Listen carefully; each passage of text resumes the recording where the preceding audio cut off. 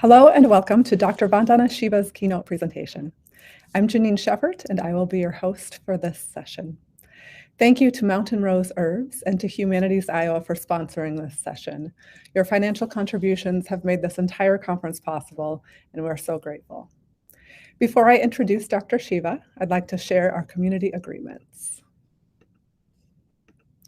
By being here together today, we agree to be respectful, curious, and patient, to speak from our own experiences and avoid jargon, be conscious of intent versus impact, take space if you are someone who does not often speak out, and make space for others if you are someone who is used to speaking. And as always, make sure to take care of yourself.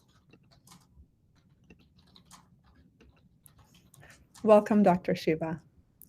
We're here today with Dr. Vandana Shiva, a world-renowned environmental thinker, activist, feminist, philosopher of science, writer, and science policy advocate. Dr. Shiva is the founder of Navdanya Research Foundation for Science, Technology, and Ecology in India, and president of Navdanya International. Trained as a physicist at the University of Punjab, she completed her PhD on the hidden variables of non-locality and quantum theory from the University of Western Ontario. She later shifted to interdisciplinary research in science, technology, and environmental policy, which she carried out at the Indian Institute of Science and the Indian Institute of Management. In 1982, she founded the Research Foundation for Science, Technology, and Ecology, an independent research institute that addresses the most significant problems of ecology of our times. And 2 years later, she founded Navdanya, or 9 Seeds, a movement in defense of biodiversity and small farmers. In 2011, she founded Navdanya International in Italy and is chairperson and co-founder of the International Commission on the Future of Food and Agriculture. Vandana Shiva is a recipient of many awards, including the 1993 Right Livelihood Award, known to some as the Alternative Nobel Prize.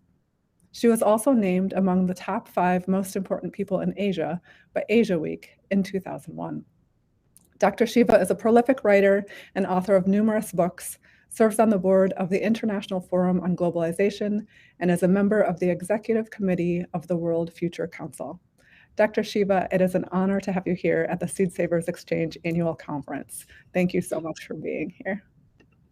It's my pleasure to join you all for the Seed Savers Exchange Conference. I want to particularly remember dear Kent Wheely and Diane.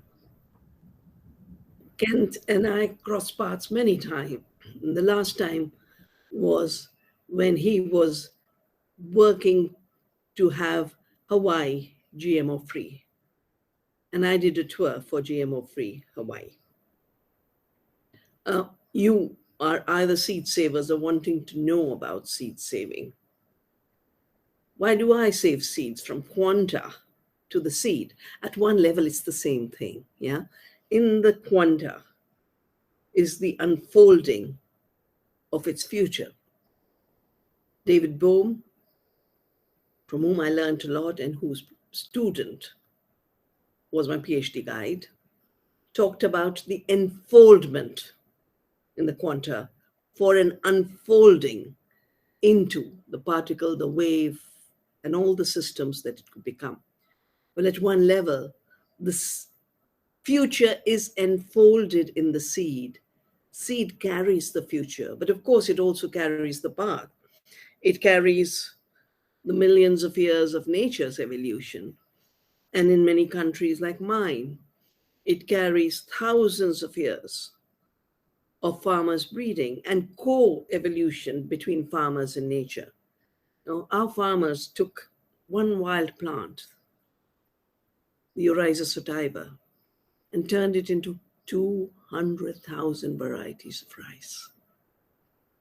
I learned this from the top rice expert of the world, whom I called when I wanted to start saving seeds. And first, of course, I had to learn about it.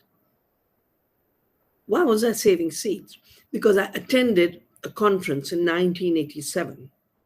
Because I'd written a book on the Green Revolution in Punjab. For those of you who are not aware, the word Green Revolution is just the name for industrial farming when imposed on the West, on the South. And it began with changing the seed. Our native varieties were nutritious, were diverse, but they didn't like the chemicals. So when chemical fertilizer was applied, they lodged. The real objective of the Green Revolution was to sell the leftover war chemicals, pushing a synthetic fertilizer. That was Norman Borlaug's work. And they talked about farmers becoming prosperous, farmers not going the path of the Red Revolution, and yet we had bloodshed in 84 in Punjab. I did my MSc, honors in particle physics from that university, and it used to be a very prosperous, peaceful part of India.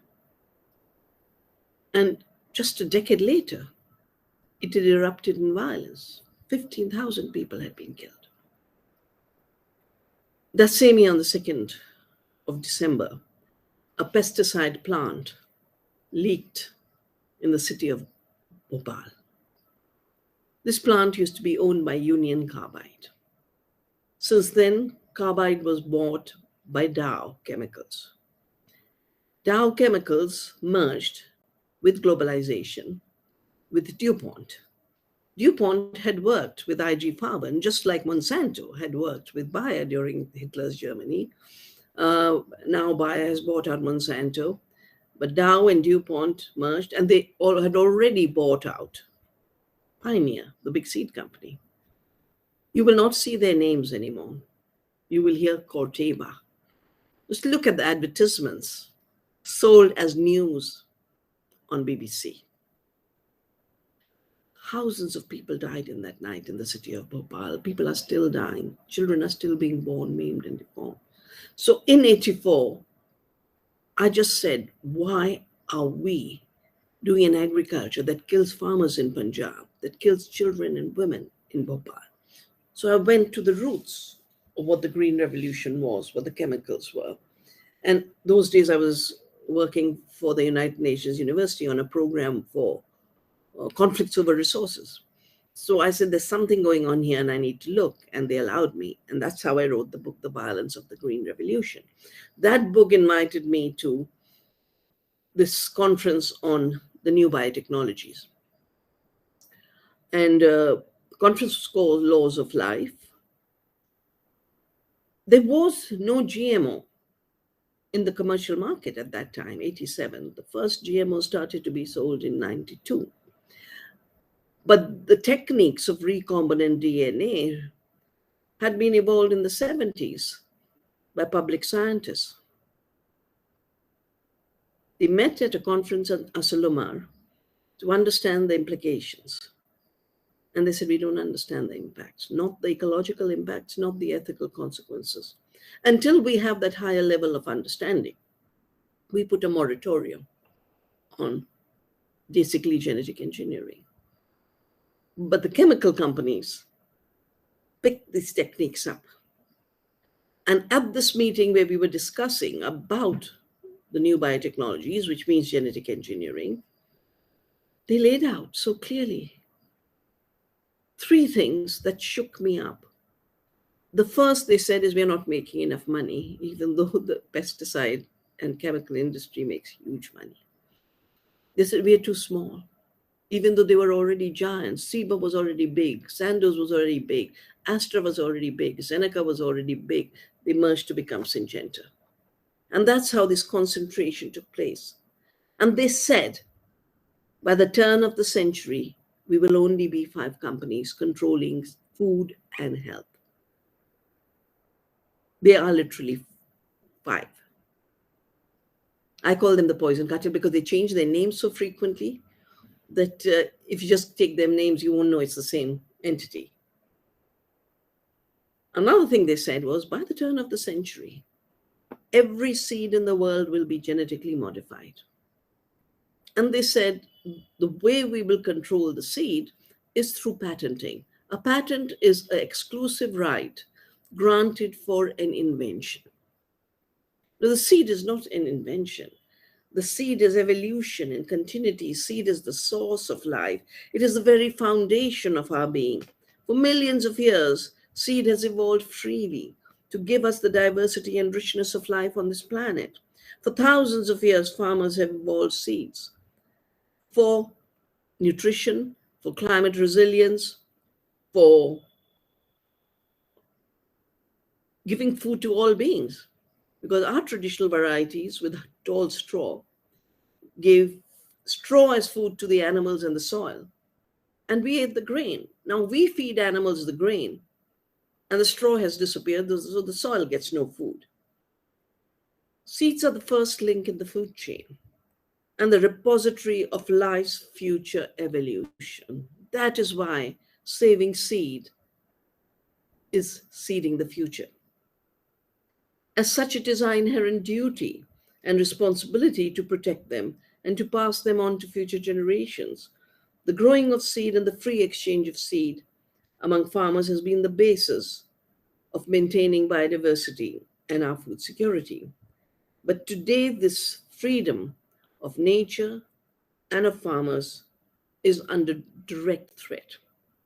And so at this meeting in 87, the corporation said, we will do genetic engineering in order to claim we've invented the seed and take a patent by claiming it as an invention. And it's not enough that Europe and America adopt these patent laws, because America already have patenting of life. Europe only announced, actually on life it hasn't, it's by default, they're trying to introduce patents. They're not supposed to have patenting of life and patenting of seed. And India doesn't allow. I feel very blessed that I had the opportunity to work with our parliament, with our government. We managed to pass two laws through the globalization period. And globalization, Cargill wrote the Agreement on Agriculture of the World Trade Organization. The Cargill vice president was deputed to be the lead negotiator to represent you in the negotiations at GATT. What is Cargill seeking? Markets. That's all. So there's not a word of seed or farmers or food in the agriculture treaty. It's all about market access. The agreement on intellectual property, called the Trade-Related Intellectual Property Rights Agreement, was drafted by Monsanto. Their own representative at a meeting in 95 said, we've achieved something unprecedented. We defined a problem. And what's the problem? The problem was farmers save seeds. We offered a solution. Said farmers should not be allowed to save seeds. That's what intellectual property rights are about. And at the end of that statement, James Enyart said, we were the patient, diagnostician, and physician all in one. They were a patient because we saved seeds. It makes them sick. As diagnosticians, their diagnosis was, make it a monopoly and intellectual property. And as doctors, make a global law on intellectual property, the Trade-Related Intellectual Property Rights Agreement, so that, as they said at the meeting, no farmer will be allowed to save seeds. Every seed will be a GMO. And because we are going to patent it, every seed will be patented. Well, they've already managed to get the intellectual property agreement. But because I was there in 87 for an agreement that came into force in 95, I was able to work with our government. We were able to build a global movement on seed freedom and seed saving. And we passed two laws in our country that basically defended our right to seed. The first law is the patent law, because I used to constantly talk of every disaster through seed monopoly. Our parliament said seeds are not inventions. We don't invent the seed. Seed is an evolution. So plants, animals, and seeds cannot be patented. Article 3J, an article that has made Monsanto come to court all the time to try and challenge it. And we've always stood there to defend this law, because for me, the law is about farmer sovereignty, seed sovereignty, national seed sovereignty, but also the integrity of the seed, the integrity of the earth. Because seed is living. Seed has its own rights. And the second law, because I'd started saving seeds, I knew farmers are the first breeders. Our farmers evolved 200,000 varieties of rice. Borlaug took stolen varieties from Indonesia, made them dwarf varieties, changed the plant because the tall plants didn't accept the fertilizer, created dwarf varieties to sell more fertilizer. And he's written it, I've cited it all in my book, The Violence of the Green Revolution. And after shrinking the plant, they declared they were growing more food. But food is in the straw for the animals and the soil organisms. Food is in the grain. Food is for all beings. A plant, a seed, the generosity of the seed is it feeds all life. When you put a seed into the soil, it's already sending out this amazing root system, especially if it's an organic soil.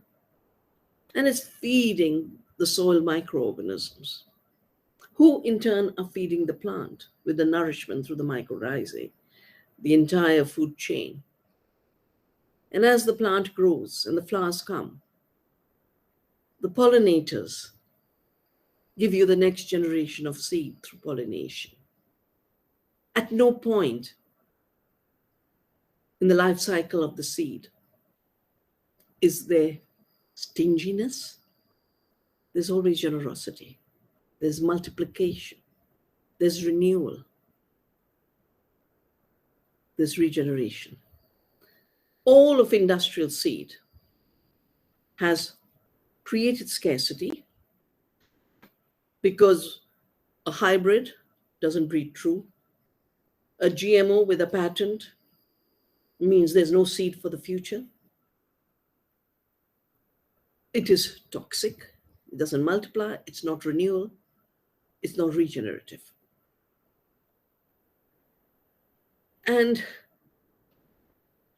patent monopolies are a recipe for what I call seed famines. Farmers have to buy seed every year. I did a rough calculation for what the fees, royalties and technology fees, US farmers were paying to Monsanto for GM corn and GM soya, just those two crops. It was roughly then, I'm talking about 10 years ago, I did this calculation, $10 billion of outflow from the farmers. And that's not enough. When farmers go buy grain in the elevator, as did Bauman, Monsanto sues and says even that's ours, even though he didn't buy the seed from Monsanto and never wrote a contract with Monsanto. Case went up all the way to Supreme Court. Supreme Court sadly ruled in the Bauman versus Monsanto case, you can go look for it, that the seed is a self-replicating machine invented by Monsanto. And 20 generations down, even the grain is the property of Monsanto. That is why when we save seeds, we are deepening and defending so many interconnected freedoms. The freedom to be seed savers and seed breeders. The freedom to protect biodiversity. That's what Navdanya does. That's what Seed Savers Exchange does. So after that meeting, I started to save seeds. Originally, I just called us the Seed Saving Movement, the natural name. And while I was doing seed collections, I go to very remote areas where the Green Revolution had not destroyed biodiversity to do seed collections. And I'd gone to South India, to an area where a bandit, a smuggler of sandalwood, controlled an entire forest region. And I said, no one will have come here. No one dares to have come here. And the peasants will have the old seeds. Sure enough, the first farm I stopped at had 9 crops in the field. 9 crops growing together. And when I counted and said, I just finished a Green Revolution study with one monoculture of wheat in one season, one monoculture of rice in the other season, and I found 9 crops growing together. And I said to the farmer, wow, you're growing 9 crops. And he turns around in total disdain. Navdanya, don't you realize it? And of course I didn't. And he gave me this discourse on cosmic harmony. He said, the 9 planets in the cosmos, the 9 plants in my field, and the diversity of food my family needs for health, they're one harmony, they're one continuum of harmony. And when I grow 9 crops, I'm protecting both the cosmic harmony and the health of my family. Of course, the health of the earth. That day, I decided the movement would be called Navdanya. And I hope some of you will one day come and visit us. In September, we do a 1-month course on the living seed and saving seed, living soil and regenerating living soil, living food, how to grow good food from good seed, and living food economies. And this has become even more important now that not only is there an attempt to make all seeds disappear, but to make food disappear. But I'll come to that later. So first they did genetic engineering, and at the end of it, gave us just 2 crops, Roundup-resistant crops and Bt toxin crops. The Bt toxin crops have caused disaster in India. The Roundup-resistant crops have caused a disaster in Brazil, Argentina, the United States, and Canada. Now they're coming up because we created, and I had a role in the United Nations to create the biosafety laws. US has no biosafety law because President Bush Sr. walked out and said, I will not allow my biotech industry to be regulated. So the international law is called the Cartagena Biosafety Protocol. And I was invited by the UN to draft the framework that would lead to this protocol, which we did. So there's an international law on biosafety, the impact of genetic engineering on biodiversity. Well, this biosafety law meant governments had to assess the risk. And that meant most crops did not go through because they were either killing pollinators or they were destroying the soil organisms. And we have done many of these studies through the Research Foundation. So the industry has come up with a new trick. And those of you who want to read about this more, you can read about it in my book, Oneness versus 1%, which is published by Chelsea Green in the United States. Because that's around the time, Monsanto bought out Bayer. No, Bayer bought out Monsanto. That's the time Bill Gates started to take over the United Nations. That's the time he started to push the new genetic engineering called gene editing. He calls it gene editing. He thinks life is like a word program that you can cut and you can paste. Life is such a sophisticated, complex harmony of genes in concert, in coherence. Each gene connected to every other gene. And that is why they found out that when you edit one gene, 1,500 other genes get disturbed and their impacts. They tried to make animals without horns for factory farming.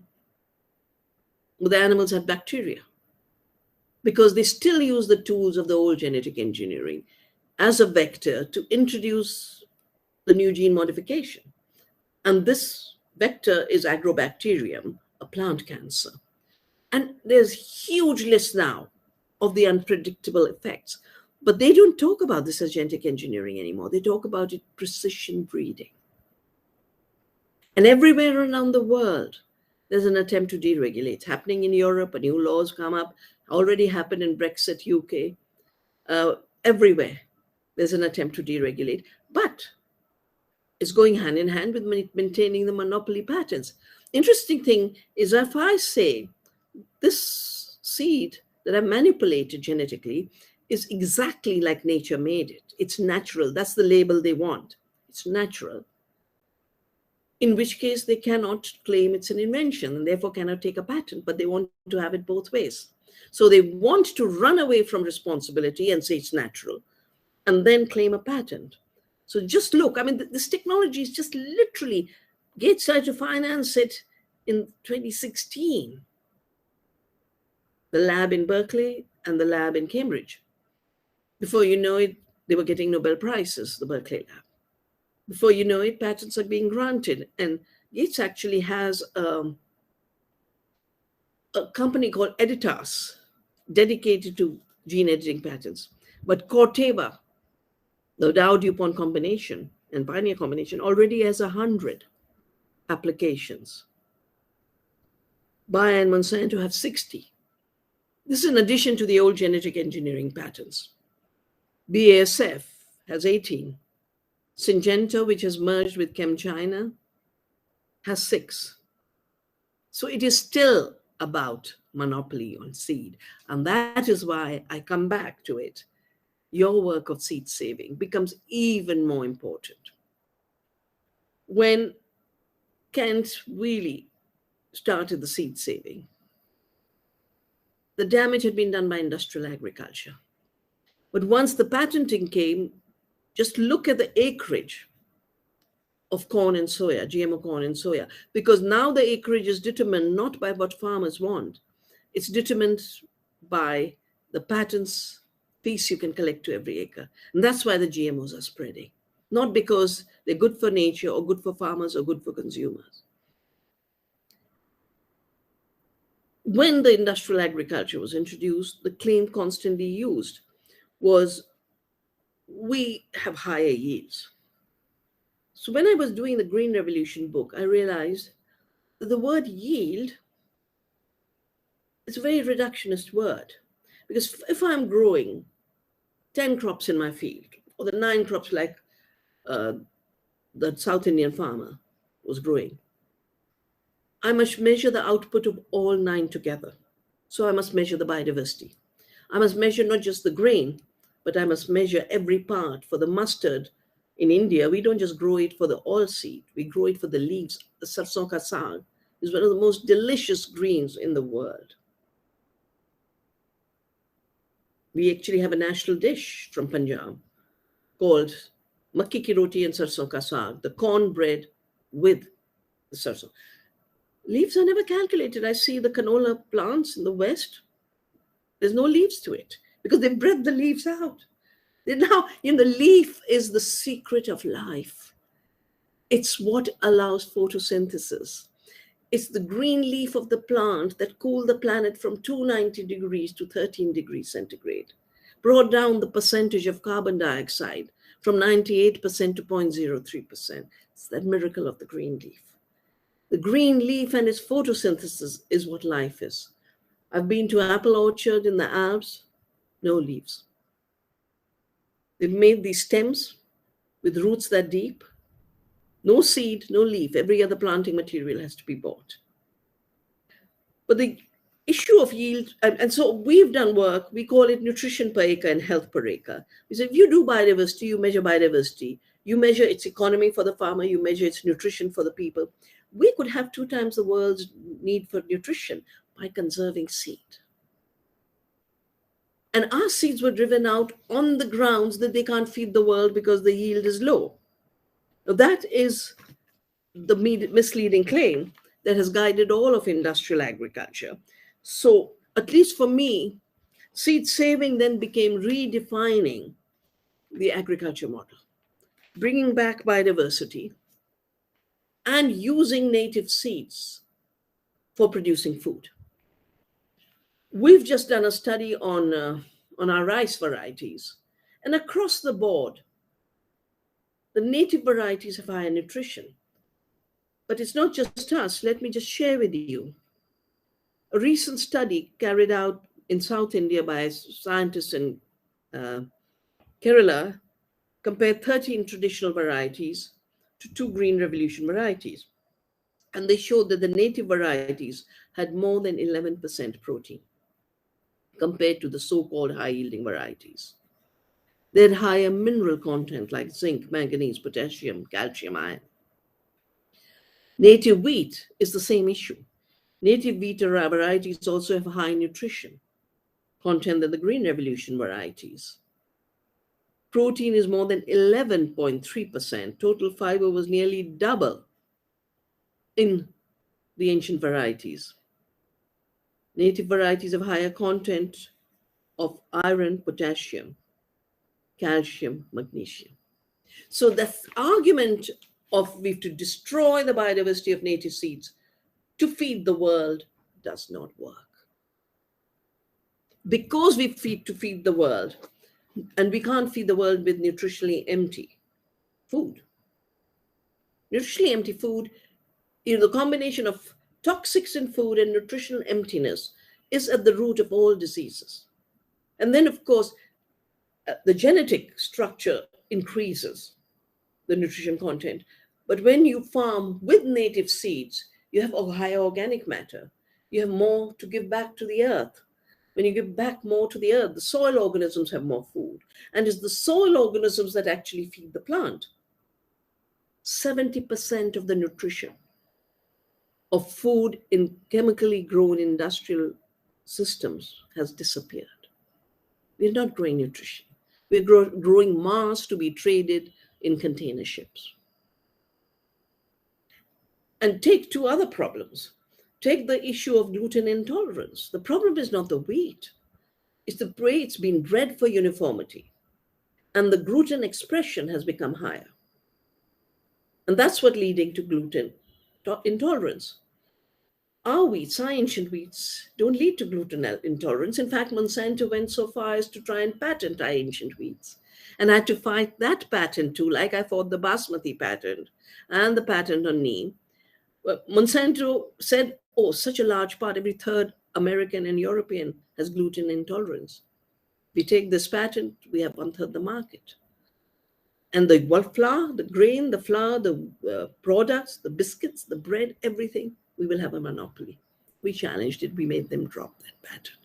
And lots of research is showing that wherever native wheats have come back, gluten allergies have been reversed in Iran, in the United States, in large parts of Europe, in Italy. I know the scientists who do this work. And then if you come to another major problem beyond how our health is getting damaged, the future of our health is in the seed. But the future of the planet is also held by the little seed. Of course, I had been working with seed saving from 87 onwards. But I started to see that wherever there were green revolution varieties, if there was a flood, they got wiped out. If there was slightly heavy rain, in the organic soils, there was no flooding, but in the chemical soils, there was flooding because the soil becomes hard pan. And all this begins with the seed and how much of organic matter it gives. So in the lead up to the Copenhagen summit, I wrote a book called Soil, Not Oil, 2009. Went through everything that was being done to pretend to solve the climate problem. Emissions trading, biofuel, divert corn and soya to diesel and ethanol, and that'll save the world. It's 7% of the corn and ethanol. No, if all the corn and ethanol of the US was diverted to biofuel away from food, you would only replace 7% fossil fuels. Because to squeeze oil out of corn is a hugely energy intensive process. It's a net negative energy process, but the net negative is never looked at. What's looked at is just a new sales gimmick, just as much as the new language of net zero. Mr. Gates in his book has written, net zero doesn't mean we'll stop polluting. It just means we have to find other lands as carbon sinks and carbon offsets. So it's a financial calculus. It is not an ecological system of getting rid of pollutions. But at that time, There was no systematic study, but I tried to say, okay, processed food is industrial product. Transport includes moving food around. I took those headers from the IPCC, and my rough calculation was 45% of the emissions that lead to climate change come from a globalized, industrialized food system, which means from monocultures of crops from so-called modern varieties and GMOs, and industrial processing and commodification. The breakdown is, of the 50%, 14% comes from the production itself. Now, native seeds were made to disappear, as the Leipzig conference acknowledged already in 95, 75% biodiversity of agriculture had gone. It's about 90% disappearance since then, because globalization came after that. So breeding plant monocultures for chemicals is what led to biodiversity erosion and the displacement of native varieties. That production method is 14%. The heavy machinery, of course, but the nitrogen fertilizers. 1 kilogram of nitrogen fertilizer uses 2 liters of diesel equivalent, emits a gas 300 times more deadly than carbon dioxide. That's the first bit. But when you turn food into the commodity, then no land is enough. You must invade the Amazon for GMO soya. And deforestation then adds to another 20%, because your ability of the biosphere to draw down carbon dioxide is destroyed. And then you take good food, like the kind of food you grow in your gardens, the seeds you save. You can just go to your garden and take the turnip, take the tomato, take the lettuce, and eat it. But industrial food systems first move things around. I could give you the figures of how much food moves. But the long distance food miles compared with the heavy ultra processing, compared with packaging, because this system needs packaging. Most of the aluminium and bauxite being mined now is for food packaging. It used to be for aeroplanes and cars. I was helping a tribal community fight a bauxite mine. So I read, and here I find all these mountains of waste with plastic, atom, aluminium. Comes from packing waste, bad food. And as if that's not enough, those who have brought us the problem. Oh, and of course, then there's waste. Uniformity creates waste. Long distance miles create waste. So we've got a 50% problem. One would think that you don't follow that path of heavy energy use, external energy use, heavy chemical use and fossil fuel use, heavy long distance transport, heavy processing. You turn food as intimately connected to the seed you grow as possible. Grow diversity, grow local, bring processing down to artisanal levels. Employment gets increased. We do it. You know, all our artisanal oil mills were banned to dump soya in 98. We had to bring them back. The minute an oil mill comes in a village, the crops that feed that oil mill come back. The linseed comes back. The sesame comes back. The mustard comes back. So protecting seeds also requires markets and processing. We need far more farmers' markets. We need far more short chains. This is the true circular economy. And the thing we must avoid as seed savers and defenders of real food is the very fake offering of fake food and lab food. Not only is it a disaster for agriculture, because as Bayer has written, and I have it in one of my reports, Bayer has said bigger opportunity for us, we'll have bigger farms, more digital agriculture, and now we will not grow food. Why grow food? We will grow raw material of amino acids and protein. So soya is being used for this alt protein fake meat. It was all done in the name of saving the planet, stopping the greenhouse gases. Recent studies have just shown the emissions from fake food are 25 times more than a living cow. And of course, hundreds of times more than a biodiverse system. Just 2 days ago, a new study came out that the cellular meat they want to prepare, it still needs feed. Just like you take the animals away from the pasture and put them in factories. And the calculation they used to use, oh, our animals have only, 6 square foot. No, they have millions of acres of soybean growing as animal feed. Well, the same thing is happening with this lab food, all done in the name of saving the planet, but will destroy the planet. 5 times more soybean to be used to make fake milk than if you had a cow. Fake meat than if you had a cow.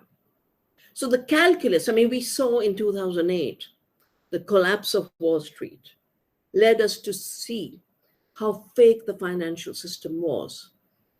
Derivatives, securitization, the same house could be sold 500 times over. And huge money was exchanged till the whole house of cards collapsed. Exactly the same thing is happening. All the new startups are collapsing. Many of them were financed by the Silicon Valley Bank, which has already collapsed. So it's a house of cards financially. It's a house of cards nutritionally. It's a house of cards ecologically. And those of us who work with the first link in the food chain, the seed, we need to bring the true story of the seed and food, the true story of the health of the planet and health of people, the true story of our relationship with the soil. Because the seed needs the soil, and the soil needs the seed. And let me end by citing a beautiful Rumi verse. And this is what Rumi said: in this earth, in this soil, in this pure field, let's not plant any seed other than seeds of compassion and love. Thank you. Dr. Shiva, thank you so much. Thank you for not only this presentation, but all of your work in standing up for seed saving and for growing and farmers and life and the health of the people and planet. For anyone who has questions for Dr. Shiva, please go ahead and put those in the chat, and I will go ahead and read them aloud. Dr. Shiva, what advice would you give to people who are interested in getting more involved in seed advocacy and seed policy? Well, go to organizations that do this work and learn. Come to Navdanya, go to Seed Savers Exchange, become a volunteer. You talked about how a lot of the, I think the quote you said is, you can't feed the world with nutritionally deficient food. I know here in Decorah, where I live, in Decorah, Iowa, I have the luxury of being able to eat pretty locally, and I feel very lucky for that. I know that's not the case for everyone. Do you have advice for people for how to find that nutritionally dense food in our daily lives if it's not immediately in our backyards? You grow it in your backyard. I think just the fact that an industrial system has worked for about 70 years to destroy our nourishment in food. Globalization has worked since 95. This globalization has. We had the earlier globalization, which was colonialism, and left us with famines. But this globalization began in 95. And, everyone talks about the food price rise. Everyone just says, oh, Iraq, Ukraine. Even last year or this year, the food price rise is because the financial institutions have got into speculating on food. 84% of the price rise was due to speculation. So we must, knowing how urgent the crisis is, we must start growing your food wherever you can, in a little garden, on your windowsill. Find a farmer to relate to. That's what the CSAs are all about. Community supported agriculture is supposed to link you directly to the farmer. Create a farmer's market so that farmers can come straight and others can. And for everyone thinks it's difficult. No, I have seen cities like Philadelphia with so much poverty. They have created urban gardens as a solution to poverty. And we have to stop working in silos, that here's a poverty problem, here's a food problem. No. Food is the ultimate currency of life. We solve the food crisis, we've solved the poverty crisis. And we can't even begin to solve the food crisis without saving the seed. Because every seed that is not renewable, native, evolutionary, is a debt trap. Gets the farmers into debt. You have to buy it every year.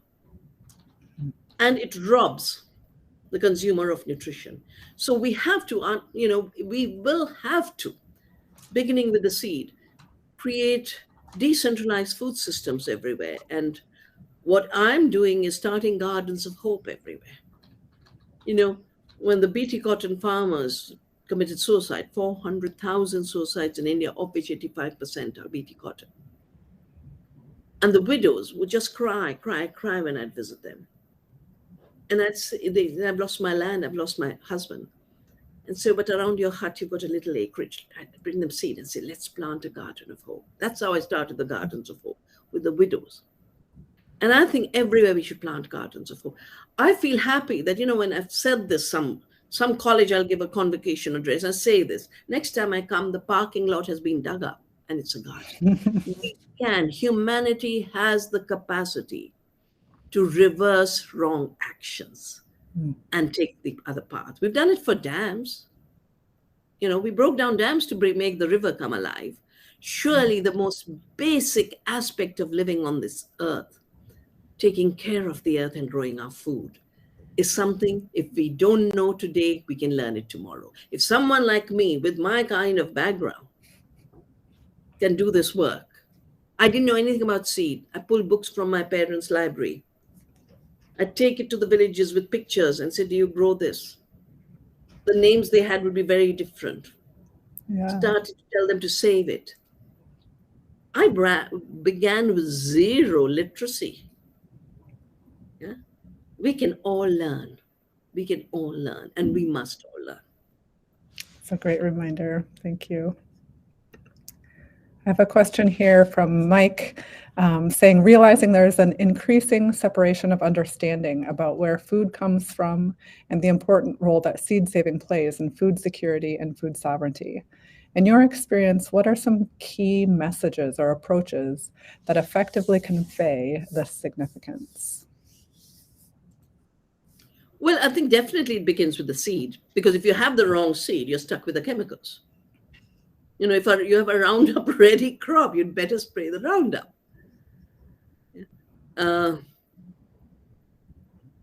So seed is where your living farm begins. Mm-hmm. And I do think, having, spent so much of my life trying to understand the disasters of the industrial system, which, this disaster, Bhopal and Punjab was my initial, but I've been to Argentina and seen the cancer rates. I've been to Brazil and seen how Cargill and Monsanto jointly just invade the Amazon forest and just kill every indigenous leader. So I think we definitely should work at being GMO-free and chemical-free. I think everyone should pull out Rachel Carson's book and just read it again. If you don't want the silent spring and you want a spring that sings, then bring the seeds and the biodiversity back. And like I said, we cannot be trapped in a global systems where 5 seed corporations and toxic corporations, and they're the same. And they're the same as Big Pharma. Bayer sells the glyphosate, gives you cancer, sells you the patented cancer drug. It's brilliant for them. Brilliant economic model. So not only, become GMO-free, chemical-free, but really food sovereignty means having control over the food system as communities and as citizens. And that is the democracy of our time. Because the totalitarianism of our time is control the seed and control the food. And don't just control the seed and food, distort the seed to be toxic, distort the food to be fake.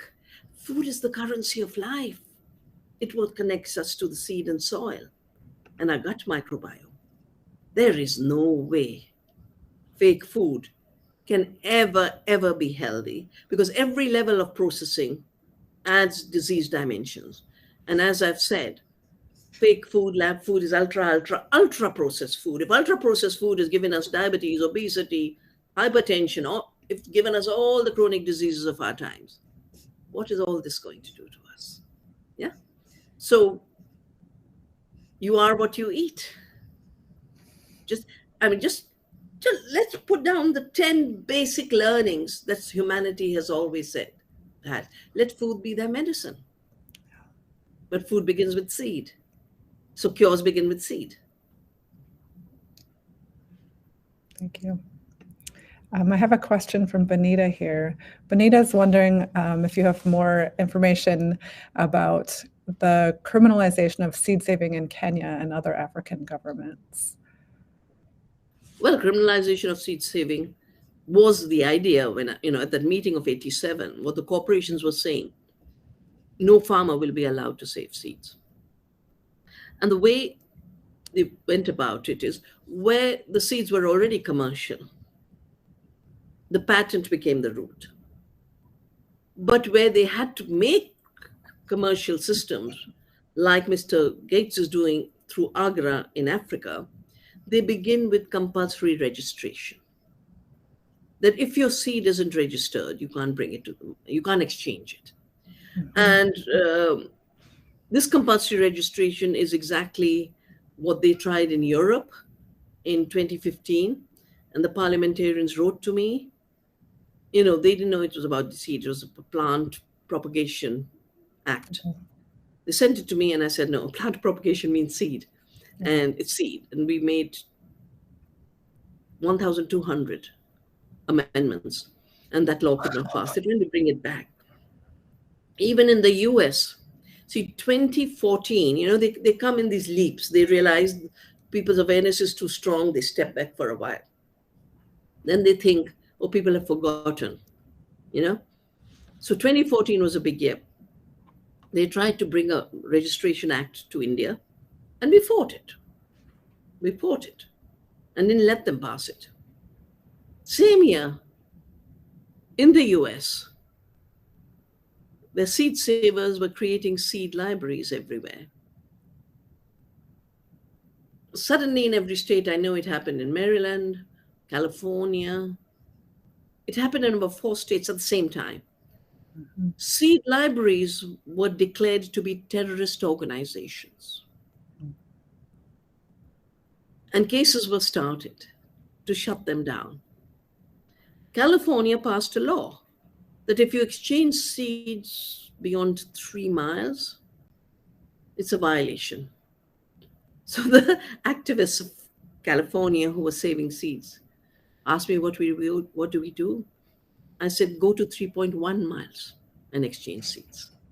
That's Gandhian Satyagraha, non-cooperation with bad law. And they did it, and California had to withdraw its law. Yes.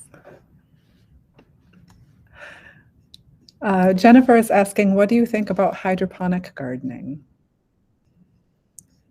Well, the 2 answers the hydroponic community has never given me is what is your energy system, energy equation? Because, the Green Revolution, industrial agriculture, is a net negative equation. 10 units of energy to produce 1 unit of bad food.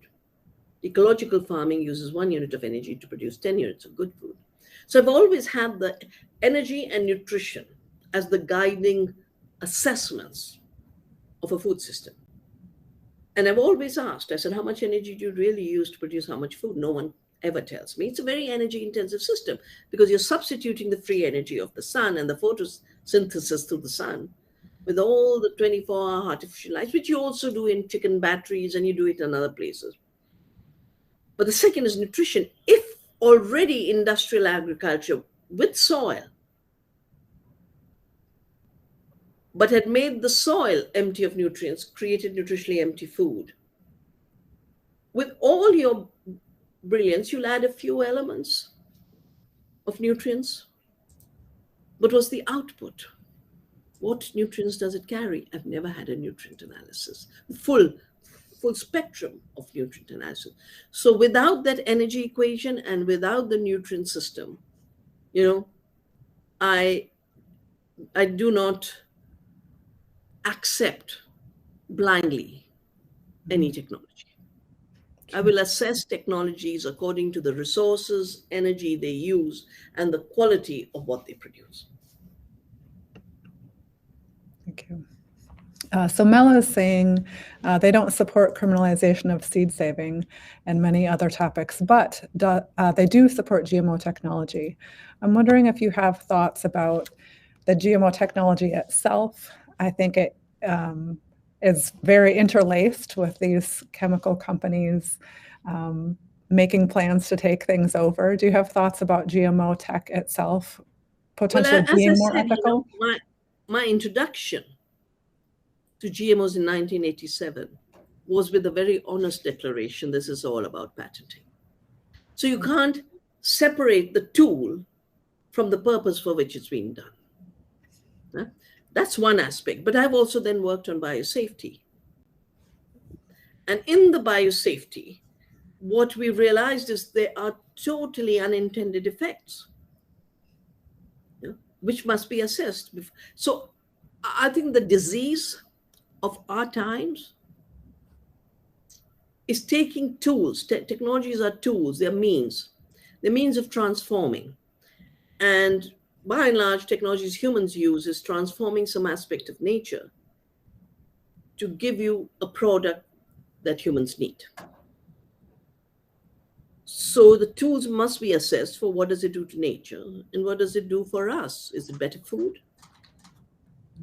Is it free of toxics? How much resources does it use? You cannot talk of a tool in the vacuum. Therefore, talk of technology in the vacuum is not free. But, that's what my book, Oneness versus 1%, is all about. Because people like Mr. Gates are trying to present technology as a new religion, rather than a tool that must be assessed. And any tool must be assessed for its ethical implications. Why did the first genetic engineers say we don't understand the ethical implication, we don't understand the ecological implication? So we put a moratorium. But when you say you accept the GMO issue, what aspect of the GMO technology do you think makes life better for you? Yeah, thank you. Sophia is asking, from the Zero Hunger in 2030 agenda, there's a target that aims to duplicate food production so that everyone in the world has access to food. How can we commit to this target without chemicals? Of course, the only way you can do it is without chemicals. I went through the issue of the metrics that if you measure yield, you will have to have more and more monocultures, but then you will going to lose all your nutrition. You will have to have more and more chemicals. If you grow biodiversity, the biodiversity will do the ecological functions of weed control and pest control and renewal fertility. We have a whole book based on my 40 years of research and experience. It's called Agroecology and Regenerative Organic Agriculture, with all the details, with lots and lots of figures. It's published by Synergetic Press. From our assessments in India, which has a very big population, we could feed 2 times India's population with all the nutrition they need and have more, because we are not growing nutrition. For those who say, how will we feed the world without chemicals? The chemicals are not feeding the world. They're causing diseases for the world, and they're starving the poor. In the first 5 years of the Green Revolution in Punjab, the 25% smallholder was driven out. I have watched in tribal areas farmers get into debt for fertilizer. Yeah. It is not a system. that works for the earth or for the small producer. And as my book, Who Really Feeds the World, tells you, it was written for the expo in Milan. I'd been appointed the ambassador for that expo, and the theme of that expo was feeding the world. So the media asked, the press in Italy, Feltrinelli asked me to write a book on who really feeds the world. And I did. Small farmers feed the world. 75 to 80% of the food we eat comes from small farms. What is measured normally in international statistics is the food commodities that are traded. But commodities don't feed the world. They go for biofuel and animal feed. So you need to look at what are people eating. And most of it comes from small farms locally. And that's why there's some really good new books coming out on small farm future. And I've just had a debate, discussion with the author of another book, of a book on No to a Farm-Free Future, because the slogan that's being created by Silicon Valley and the others is farming without farmers and food without farms. That's the world they want. Yeah? So when you ask me, how do we reach zero hunger? By feeding the soil, feeding more plants with good nourishment, letting more plants in more places feed more people through seed sovereignty and food sovereignty, and creating more and more decentralized distribution systems. Even today, the grain in the world that we have could feed 2 times the world population. It's not, because it's not being used for food. So zero hunger means decommodify food, deglobalize the food system and these long distance trades and control of the cartels of the ABCDs, the Cargills, the Archer Daniels, the Bunges. Bring back food to national systems and regional systems and local systems, and deindustrialize the food system, ecologize it. It brings me to my last question, which is, what is next for you? What is next for me? Yeah. Well, deepening the work on the relationships between the climate havoc, biodiversity as a solution, and biodiverse food as a solution, because our work and work of scientists around the world is showing that the more biodiversity there is, the more photosynthesis there is, the more photosynthesis there is, the more the drawdown there is. And we have the potential, if 10% farms went organic, to meet the emissions gap, and for those who think only in terms of the temperature increase, organic farming and nourishing the soil through intensifying the photosynthesis process